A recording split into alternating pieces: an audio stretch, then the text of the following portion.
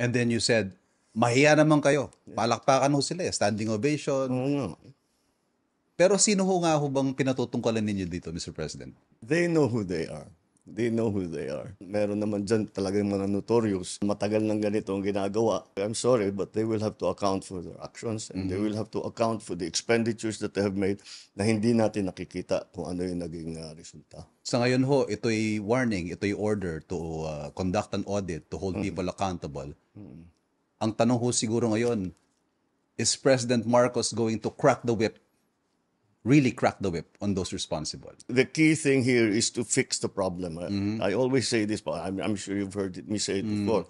Fix the problem, not the blame. You cannot fix the problem without knowing who to blame. Yes. So that one thing follows another. So for us to fix the problem, we have to know what happened and where did it go wrong at sinong dapat managot.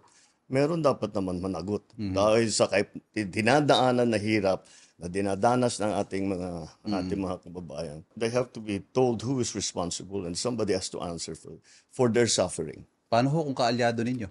Sorry na lang. Hindi na kita kaalyado kung ganyan ang ginagawa mo. Ayaw na kitang kaalyado.